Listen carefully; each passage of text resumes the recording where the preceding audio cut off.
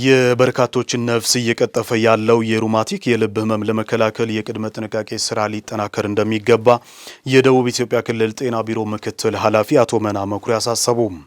የመተንፈሻ አካላት ህመም ተከትሎ የሚከሰተው ይህ በሽታ በዋናነት ከ5 እስከ 20 ዓመት የዕድሜ ክልል የሚገኙ ዜጎችን የሚያጠቃ ነው። የሶዶ ክርስቲያን ሆስፒታል የሩማቲክ የልብ ህመም ለመከላከል ባለድርሻ አካላትን እያስገነዘበ ይገኛል። አለማየሁ አልቶ ተጨማሪውን ያስመለክተናል። በዓለም አቀፍ ደረጃ 39 ሚሊዮን ሰዎች ሩማቲክ ከሚባል የልብ ህመም ጋር የሚኖሩ ሲሆን ከእነሱ መካከል 291 ሺህ የሚሆኑቱ በህመሙ ሳቢያ ለሞት እንደሚዳረጉ መረጃዎች ያመላክታሉ። የሶዶ ክርስቲያን ሆስፒታል ይህንን በሽታ ለመከላከል ያለመ የግንዛቤ ማስጨበጫ መድረክ ከክልልና ከወላይታ ዞን የመጡ ባለድርሻ አካላት በተገኙበት በወላይታ ሶዶ ከተማ አካሂዷል። ቶንሲል ምክንያት የሚመጣ የጉሮሮ ኢንፌክሽን ተከትሎ የሚመጣን የልብ በሽታ መከላከል ስራዎች ላይ ለመመካከር ነው ዛሬ በዚህ መድረክ የተገናኘ ነው። ይህ በሽታ በዋናነት ልጆችን ነው የሚያጠቃው። በባክቴሪያ አማካኝነት መጀመሪያ ሲጀምር ኢንፌክሽን ይፈጥራል፣ ጉሮሮ ኢንፌክሽን ይፈጥራል። ይሄም በጊዜው ሕክምና የማያገኝ ከሆነ በሂደት ልብ ላይ ጉዳት ያደርሳል። ልብ ላይ ጉዳት ካደረሰ በኋላ ከፍተኛ የሆነ በሀገራችን በቀላሉ የማይገኝ የልብ ቀዶ ሕክምና ካልሆነ የማይመለስ በዛም ደግሞ አንዳንድ ጊዜ ላይመለስ ይችላል።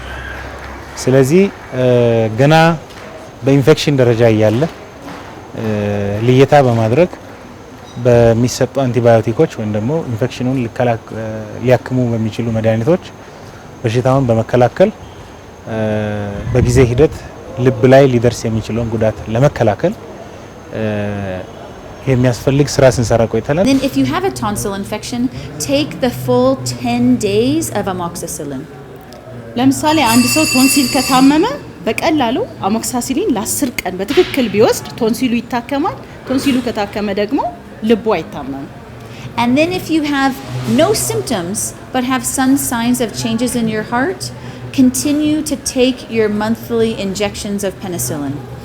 እንደገና ደግሞ የልብ ምልክት ወይም ደግሞ የሮማቲክ ሀርት ዲዚዝን በዚህ በአንድ ሰው ላይ ከተገኘ በትክክል በወር ቤዛንታይን ፔንሲሊን በትክክል ከወሰደ ልቡ ይታከማል። የሩማቲክ የልብ ህመም በስፋት ዝቅተኛ የኑሮ ደረጃ ላይ የሚገኙ ወገኖችን የሚያጠቃ ነው ያሉት የወላይታ ዞን ዋና አስተዳዳሪ ረዳት ፕሮፌሰር ሳሙኤል ተሰማ የህመሙን አስከፊነት በመረዳት የግንዛቤ ማስጨበጫ ስራ የባለድርሻ አካላትን ትኩረት እንደሚሻ ገልጸዋል። ተላላፊ ያልሆኑ በሽታዎች ጥሩ ጎኑ በቀላሉ የኑሮ ዘይቤን በማሻሻል መከላከል የሚቻል በመሆኑ ለህብረተሰቡ ግንዛቤ በመፍጠር መረጃዎችን ተደራሽ በማድረግ እና ህብረተሰቡ በሽታውን ተገናዝቦ የራሱን ጤና በመንከባከብ የበኩሉን ኃላፊነት እንዲወጣ የባለድርሻ አካላት ትብብርና ቅንጅት ከመቼም ጊዜ በላይ መጠናከር ይገባል።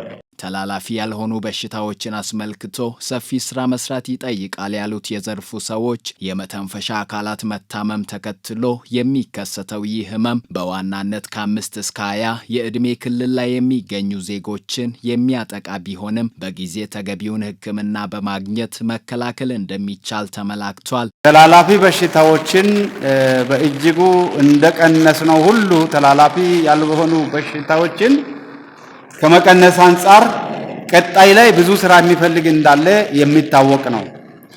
ከነዚህም ያው አንዱና ዋናው የልብ በሽታ ነው። በተለይም የሮማቲክ ሄርት ዲዚዝ የምንለው በተለይም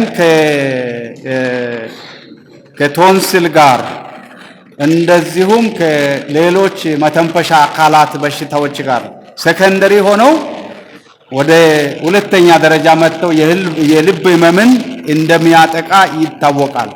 ከዚህ አንፃር እየተሰሩ ያሉ ስራዎች መኖራቸው በግልጽ የሚታወቅ ቢሆንም ቀጣይ ላይ ብዙ ስራ የሚፈልግ ነገር አለ።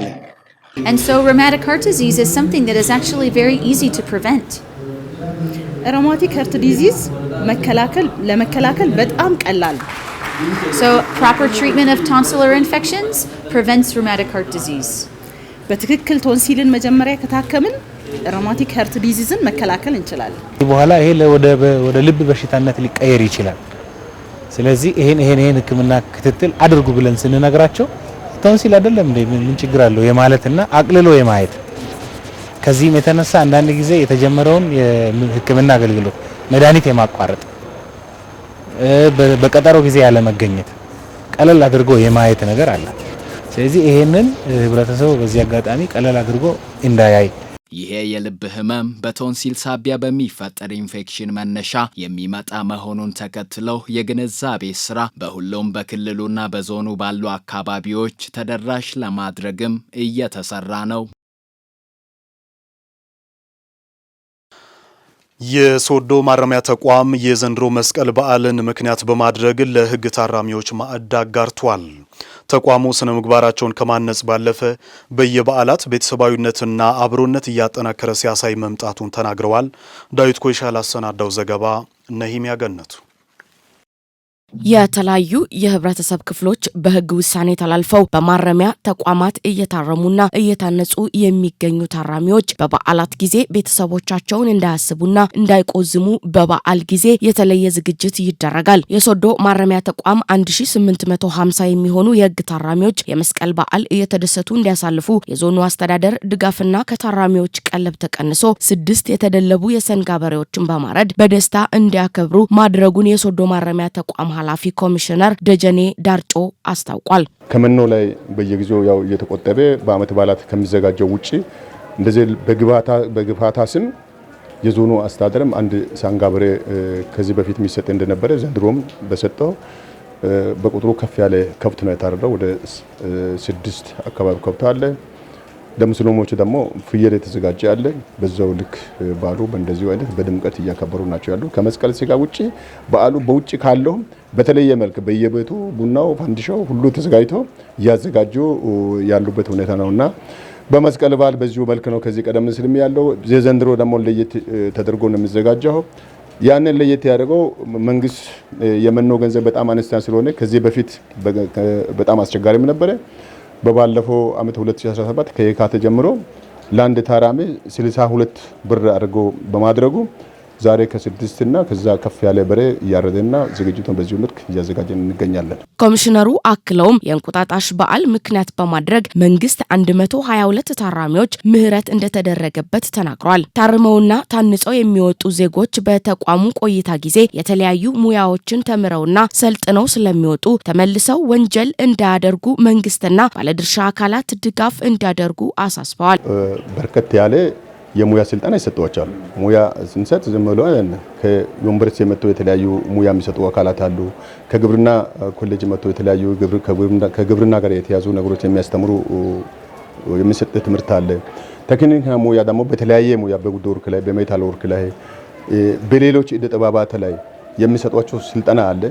ከዚህ በተጨማሪ ደግሞ እርስ በርስ ደግሞ የሚማማሩበት የሽመና ስራ፣ ጋቢ መስራት፣ ቡልኮ መስራት፣ ነጠላ መስራት የተለያዩ ጥበብ የሚሰሩበት ተቋም ከመሆኑ ጋር ተያይዞ የተሻለ እውቀት አካብቶ ከዚህ ይወጣሉ ታራሚዎች። ከወጡ በኋላ ደግሞ ቤት ሲሄዱ ተቀባይ ያጣሉ፣ አጋዥ ያጣሉ። ያንን ሙያ ረስቶ ደግሞ ወደ ሌላ ወንጀልነት ውስጥ የመግባት አልፎ አልፎ የሚታዩ ነገሮች ያሉ ስለሆነ ከዚህ ከወጡ በኋላ ያንን ይዘው የሄዱትን ሙያቸውን እንዲያስቀጥሉ ታች ያለው ከቤተሰብ ጀምሮ ከአካባቢ ከቀበሌ አመራር ጀምሮ ከወረዳው ጀምሮ እስከ ዞን ያለው አደራጅቶ ራሳቸውን ይህንን አግኝቶ ተምሮ የሄዱበትን ሙያ ስራ ላይ እንዲያውሉ የማድረግ ድጋፍ የሚደረግበት ሁኔታ በመቻች እነዚህ ሰዎች ወደ ሌላ ቦታ አይሄዱም። የህግ ታራሚዎች ከቤተሰቦቻችን ጋር ባናከብርም ተቋሙ ከባለፉት አመታት በዓላት በተለየ ሁኔታ እንድናከብር የተለያዩ ዝግጅቶችን ማድረጉ ቤተሰቦቻችንን እንዳናስብና በደስታ እንድናሳልፍ ችለናል ሲሉ ተናግረዋል። የተለያዩ ነገሮች እዚህ ውጭ ላይ የሚደረጉ ነገሮች በሙሉ እዚህ ይደረጋሉ። ከውጭ የተለየ ነገር የሚያደርገው ነገር ምንድነው? እንደ ውጭ ያልሆነባቸው ነገሮች ምንድነው? አሁን የተለያዩ መጠጦች አሉ። ውጭ ላይ ሰዎች ከበሉ በኋላ ይጠጣሉ። ይሄ ደግሞ እኛ ጋር አይፈቀድም፣ ህገወጥ ነው። ስለዚህ ከዚህ አንፃር ትልቅ ረፍት ነው ያለን። እንደበለን እንቅስቃሴ ነው የምናደርገው እንጂ ሌላ ነገር ውስጥ እኛን ወደሚጎዱ ነገሮች ውስጥ አንገባም። እኛ ያ ነው ደስ የሚለን። ከቤተሰቦቻችን ቀድሞ ለኛ ፈጥኖ ደራሻችን በክፉም በደግም እነሱ ናቸውና ያው በጠዋቱ ሁላችንም የሚደርስ ያው በመስቀል በዓል የታወቀ ቁርጥ ስጋ መብላት ነው። ደርሶናል። ሁላችንም ያው በዛ እየተናነው ቤተሰቦቻችን ደግሞ ይልቅ ቤተሰብ ምግብ ይዞ ሲያመጡ በጊዜ ያስገባሉ፣ ትብብር ያደርጋሉ። ስጋ 6 በሬ ታርደዋል። ያው በርበሬ ያለ፣ ቂጣ አለ፣ ቆጮ አለ፣ ብዙ ነገሮችን ቤተሰብኛ አናስብ። ለምን መስሪያ ቤት የሚሰጠው አገልግሎት ለኛ ጥሩ ነው። ስጋ አለ፣ እንደ ሰው እንጠቀማለን። እኛ ደግሞ የምንፈልገው ነገር ደግሞ እነሱን እንጠይቃለን፣ እነሱ ለኛ ይሞላሉ። ስለዚህ እኛ የምናስበው ነገር ምንም ነገር የለም። እግዚአብሔር ይመስገን። መስሪያ ቤት በጣም እናመሰግናለን። እኔ አሁን በበኩሌ በጣም ነው የማመሰግነው፣ ደስተኛ ነኝ። በዓላትን ስናከብር ለአቅመ ደካሞች ማዕድ በማጋራት በጎ ስራዎችን ለትውልድ ማስተማር ይገባል ሲሉ የጉኑኑ ሐሙስ ከተማ ከንቲባ አቶ ብርሃኑ ዋጃ ተናገሩ። ህዝቡ ያለ ሃይማኖቱ ልዩነት ከአቅመ ደካሞች ጎን በመሆን በዓልን በአንድነት እንዲያከብር ቤተክርስቲያኒቱ ታስተምራለች ያሉት ደግሞ የጉኑኑ ሐሙስ ከተማ ገነተ ጽጌ ቅዱስ ጊዮርጊስ ቤተክርስቲያን አስተዳዳሪ መላከ ጽጌ አየለ ፋኮ ናቸው። ቤተክርስቲያኒቱ ሃይማተ አብርሃም ኪዳነ ምህረት ወጣቶች ማህበር መስቀል በዓልን ምክንያት በማድረግ ከ100 ለሚበልጡ ነዳያት ማዕድ አጋርቷል። ሰይፉ ሳሙኤል ላሰናዳው ዘገባ እድገት እስራኤል።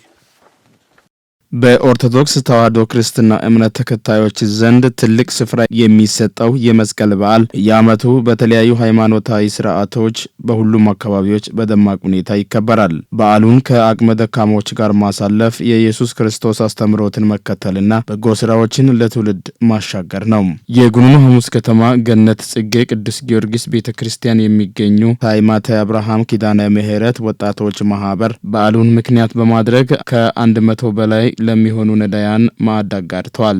በመርሃ ግብሩ ተገኝተው መልእክት ያስተላለፉት የከተማው ከንቲባ አቶ ብርሃኑ ዋጃ መስቀል በዓልን ምክንያት በማድረግ አቅመ ደካሞችን መመገብና መደገፍ የመስቀልን ትርጉም በተግባር ማሳየት ነው ሲሉ ተናግረዋል። ከተማችን ውስጥ ያሉ አቅመ ደካሞችን፣ ጎዳና ተዳዳሪዎችን በወጣቶች በኩል ደግሞ ገንዘብ ያላቸው በገንዘብ ጉልበት ያላቸው በጉልበት ተባብሮ ሐሳብ አምጥቶ ቤት የሚመገቡበት እዚህም ደግሞ ተመግበው የሚሄዱበት በዓልን ሳይከፋቸው እንዲያሳልፉ የወገንተኝነት ጥግን ያሳዩበት ቀን ስለሆነ እጅግ በጣም ደስተኛ ነኝ። መስቀል በዓል ከመብላት ከመጠጣት ባሻገር መሆኑን ወጣቶች ያሳዩበት ነው። ስለዚህ መስቀልን ከመብላትና ከመጠጣት ከመዝናናት ባሻገር ነዳያንን አቅም ያጡትን በመደገፍ ያሳለፉ ወጣቶች ስለሆኑ ማህበሩም ትልቅ ስራ ሰርቷል። የጉኑኑ ሐሙስ ከተማ ገነት ጽጌ ቅዱስ ጊዮርጊስ ቤተክርስቲያን አስተዳዳሪ መላከ ጽጌ አየለ ፋኮ በበኩላቸው ያለ ልዩነት ሁሉም ሰው እርስ በርስ መደጋገፍ የቤተክርስቲያኒቱ ዋና አስተምህሮ እንደሆነ ተናግረዋል። መስቀል ስናከብር ፍቅርን፣ አንድነትን፣ መተሳሰብን፣ አንድነትን ነው የምንማረው። መስቀል ስንጠራ መለያየት የሚባል ነገር የለም። መለያየት የዲያብሎስ ፍሬ ነው፣ የስጋ ፍሬ ነው። ይህንን ሐዋርያው ቅዱስ ጳውሎስ በገላትያ ላሉ ክርስቲያኖች በምዕራፍ 5 ከቁጥር 17 ጀምሮ የስጋ ስራም የተገለጠ ነው ብሎ ይናገራል። መለያየትን፣ ጥልን፣ እነዚህ ሁሉ የስጋ ስራዎች ናቸው። በመስቀል ደግሞ ጥል ተገደለ ተብሎ ሐዋርያው ቅዱስ ጳውሎስ ይመሰክራል። በመስቀሉ ጥልን ገደለ ይላል። ጥል ማን ነው ብለን ስንጠይቅ ጥል የጥንት ጠላታችን ዲያብሎስ ነው። እሱም በመስቀል ረድቶታል ኢየሱስ ክርስቶስ ማለት ነው። ስለዚህ ጥል ከኛ መካከል መወገድ መቻል አለበት። ስለዚህ እኛ ኢትዮጵያውያን፣ እኛ ክርስቲያኖች ሁላችንም በሰብአዊነት ማንንም የተቸገረን መርዳት መቻል፣ ማንንም ጦም ማድረግ የለበትም። መርሃ ግብሩን ያዘጋጁት ሃይማተ አብርሃም ኪዳነ ምህረት ወጣቶች ማህበር አባላትም ለአቅመ ደካሞች ማዕድ ማጋራትና መሰል የበጎ ተግባራት ስራ ወደፊትም እናጠናክራለን ባይ ናቸው። መስቀል ስናስብ የክርስቶስ መስቀል ክርስቶስ በዚህ ምድር ላይ በስጋ ወራት ባለ ሰዓት መልካም ስራ ሰርቷል። ነዳያንን አብልቷል። ከነሱ ጋር እነሱን አጽናንቷል። ይህንን በጎ ስራ ከክርስቶስ ተምረን መስቀልን በዓልን ከነዳያን ጋር እያከበርን ያለ ነው። ይህን መልካም ስራ ደግሞ መቀጠል አለበት ብለን ተስፋ አድርገን ለወደፊትን ለመስራት ዝግጁ ሆነን ያለ ነው። ከሌላ ቤተ እምነት ብዙዎቹ መጥተዋል። ከ100 በላይ ሰዎች ጋር አሁን እያከበረን ነው። ይሄን ደግሞ ለወደፊቱ የምንቀጥለው ስለሆነ ደስ ያለን እያከበርን ስለሆነ በጣም ደስ ብሎናል። እኔ እንደኔ እንደዛሬ ደስታ ተሰምተን አቅም በጣም ደስ ብሎናል። በከተማው ያሉና በመስቀል በዓል ምክንያት ድጋፍ የተደረገላቸው ወገኖችም ድጋፍ የሰጡ አካላትን አመስግነዋል። ኑና ሀጋሎ ወሶሲ መስቀል አባንታ ፈሻከና በመስቀል በዓል ከማንም ሳንለይ በላን ጠጣን ወደ ኋላ ሳንቀር ይኸው በደስታ አከበርን። የማህበሩ ወጣቶችን ጨምሮ የደብሩ አስተዳዳሪዎችን እግዚአብሔር ይባርካቸው፣ ከዚህ በላይ እንዲያድጉ ፈጣሪ ያግዛቸው። ሶቃጣሊ ዲአከናታን ተወሳይ ማዶ ያጋኑ ወልቂ ባዋ ኑ አይ ማጫናታ ወይኪዳ ኢንኬታው ከባዋ ጦሳ ወልቃኑ ከማጫናታ እኛ አቅም የለንም፣ ባልም የለኝም፣ ሴት ልጆች አሉኝ። በእነሱ ስደገፍ ነበር። ዛሬ ግን ቤተክርስቲያኑ ባደረገልን ድጋፍ ደስታ ተሰምቶናል። ለበዓሉ ምንም አላሰብንም። በድንገት ጠርተው አስደሰቱን። ፈጣሪ ባርካቸው። ኑና አይ ኡፋይሲዶ ሶና እታ ጦሲ ኡፋይሶ እንደዚህ አይነት መልካም ስራ ቀጣይነት እንዲኖረው ሁሉም ሰው ከተረፈረፈው ሳይሆን ያለ ስስት ካለው የማካፈል ባህል ሊያዳብርም ይገባል ተብሏል። በበዓል ወቅት ለአቅመ ደካሞች ማዕድ ማጋራት ከኢትዮጵያውያን የጋራ እሴቶች መካከል አንዱ በመሆኑ ሁሉም ዜጎች ባህል ሊያደርጉ ይገባል። በቦዲቴ ከተማ የሚኖር የግል ባለሀብት አቶ ፈለቀ ፋንታ የመስቀል በዓልን ምክንያት በማድረግ ከ400 ለሚበልጡ አቅመ ደካሞች ማዕድ አጋርተዋል። ዳግም አዴቦ የመስቀል በዓልን ምክንያት በማድረግ በየዓመቱ ለአቅመ ደካሞች ማዕድ ማጋራት ፕሮግራም ያካሄዳሉ። ነዋሪነታቸውን በቦዲቴ ከተማ ያደረጉት አቶ ፈለቀ ፋንታና ቤተሰቡ ዘንድሮ ይህን መልካም ተግባራቸውን 400 ለሚደርሱ አቅመ ደካማ ወገኖች የስጋ ቅርጫ በማዘጋጀት ማዕድ አጋርተዋል። ለዚህ መልካም ስራ መነሻ የሆናቸው ደግሞ የቤተ ክርስቲያን አስተምሮት ላይ የመንግስት በጎ ተግባር ታክሎበት እንደሆነ አቶ ፈለቀ ፋንታ ይናገራሉ። ቢያንስ ይሄን በመስቀል በዓል ሁሉን እንኩሊድ ማድረግ በሚችል ሁሉ በሚበላበት ወቅት ላይ እነዚህ ምስኪን ወገኖች ወልዶ ልጅ ያጡ፣ አግብቶ ባላቸውን ያጡ፣ ኖሯቸውን ያጡ፣ ሰርቶ ገቢ ያጡ፣ በዚህ ምድር ረጅም ጊዜ ቆይታ አድርገው በቆይታቸው ምክንያት ለራብና ለቸነፈር የተጋለጡ እናቶቻችን አካላቸውን ስናይ ጤናቸው ላይ ችግር አለ፣ ቤታቸውን ስናይ ኑሯቸው ላይ ችግር አለ፣ ቤተሰቦቻቸው ስናይ ወልዶ ልጆቻቸውን አጥተዋል። ግማሾቻቸው ለመከላከያም ጭምር ለኢትዮጵያ ሕዝብ ሲባል የገበሩ ልጆችን ወልዷል። አገር ያቀኑ ልጆችን ወልዷል። ከወለዱ በኋላ ግን የወላድ መካን ሆነዋል። እነዚህን ሰዎች ማበረታታት፣ እነዚህን ሰዎች አመታዊ ጉባኤያችንን አብረን ማዕድ ማጋራት፣ ስጋቸውን ወደ ቤታቸው ይዘው እንዲሄድ ማድረግ፣ የቤታቸው ላይ እየተዘሰቱ እንዲበሉ ለማድረግ የኛን ደስታ ቀንሰን ነው ይህን ስራ የምንሰራው። የኛን ደስታ፣ የኔን ደስታ፣ የቤተሰቦችን ደስታ፣ የባለቤቴ፣ የልጆችን፣ የእናቴን፣ የወንድሞችን አጠቃላይ የኔን ደስታ ቀንሼ ነው ለነዙ የዛሬውን ቀን ሼር ያደረግነውና በጣም ደስተኛ ነን። ያነሳሳችን ቤተክርስቲያናችን አስተምሮና የመንግስት በጎ እይታ ደግሞ በጎ ማድረግ በተለይ በዚህ የለውጡ መንግስት በጎ እይታ ማዕድ ማጋራት ክቡር ጠቅላይ ሚኒስትር አብይ አህመድ ስናያቸው ማዕድ እያጋሩ ይገኛሉ። ይህ መልካም ስራ ብዙ ዋጋ ተከፍሎበት ለዚህ ስኬት መብቃቱ የተነገረ ሲሆን ተግባሩን ሌሎች ወገኖችን ቢያስቀጥሉት መልካም ነው ተብሏል። በመጀመሪያ ደብዳቤ አቶ ዘኮሉ መብላት ያልቻሉትን አረጋውያን፣ አካል ጉዳተኛ፣ አልጋ ቁረኛ የሆኑትን በጣም የደከሙትን አመት በዓል መልመላችሁ ስጡ የሚል ያው ደብዳቤ ለኛ ጽፎልናል።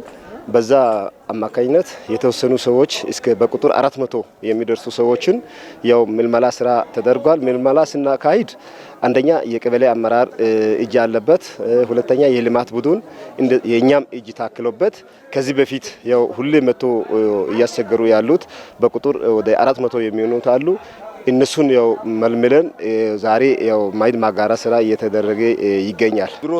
ጥሩ ታሪክ እያለ አሁን ግን ታሪካቸው ተረስቶ ወደ ኋላ የቀሩት በማልበስም ሆነ በማብላት አንዳንድ ገንዘብን በመስጠት እስከ ቤታቸው ሄጄ ለነሱ አስፈላጊ ነገሮችን በማድረግ ከዘኮሎ ጋር በመሆን ብቻ ሳይሆን እንደ መንግስት ሰራተኛም ሰብትኔት በማስገባት ጧት ላይ የጽዳት ስራዎችን እንዲሰሩና ትንሽ ገንዘብ እንዲጠቀሙ በማድረግ በተረፈ ደግሞ ያቺ ገንዘብ ለነሱ ስለማይበቃ ለስራ የማይበቁት ደግሞ ካሉ አቅም ያጡት በእግዚአብሔርም ስለሚፈለግ እስላም ክርስቲያን ሳንል ማአት ክርስቲያን አለ። አሁን እዚህ ውስጥ በመናሰራው ስራ ቦታ ውስጥ ማአት ክርስቲያን ሙስሊም አለ እና ሰው ብቻ ይሁን እንጂ ነፍስ ያለው ሰው ይሁን እንጂ ገደብ ስለሌለ ሁሉን ወጥ ባለ መንገድ እየረዳን ያለ ነው። እዚህ ምድር ላይ ጥቂት አመት ነው የምንኖረው። የሰው ልጅ እድሜ 70 እስከ 80 ከዛ በላይ የድካም ጊዜ ይላል መጽሐፍ ቅዱስና ባለን በዚህ በአጭር እድሜ ከእንደዚህ አይነት ሰዎች ጋር ምክንያቱም ጊዜ ጥሏቸው እኩል ነው የተፈጠርነው እዚሽ ምድር ላይ። ግን ጊዜ ጥሏቸው እንደዚህ አይነት ሰዎች እኛ እየበላን ጎረቤት ላይ ሳይበሉ የሚያድሩ ካሉ እነሱን ካለው ለምን ግማሽ ኪሎ እንኳን አይሆንም አካፍሎ ከነሱ ጋር መብላት እጅግ በጣም ያስደስታቸዋል። አንዳንድ ጊዜ ብዙ ባለሀብት አለ እኛ ጋር ይሄ ነው ማለት አልችልም። እንደዚህ አይነት ልምድ ከኛ ተቀብለው እነሱም ቢሰሩ ከዓመት ዓመት የማዕድ ማጋራት ፕሮግራሙ ተካፋይ የሆኑ አቅመ ደካማ ወገኖች ያለማቋረጥ እየተደረገላቸው ስላለው መልካም ስራ ምስጋናቸውን አቅርበዋል።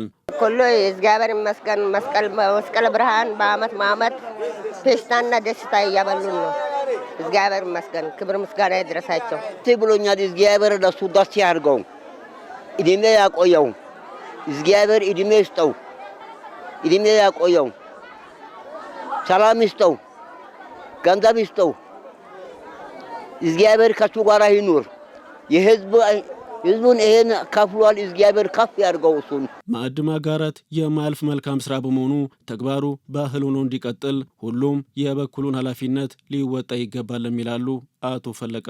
ይሄ በጎ ስራ መቀጠል ካለበት ሁሉም ሳንቲም ያላቸው ከልጆቻቸው ጉርሻ የሚያልፉ አንድ ሰው 2 ሰው መያዝ ቢችል 3 ሰው እኔ አሁን ድህነትን ማበረታታት አይደለም። እነዚህ ሰዎች ወዶ የተቀበሉት አይደለም። ሴፍቲ ጠልቶ አይደለም፣ ሀብት ጠልቶ አይደለም፣ ኑሮ ጠልቶ አይደለም።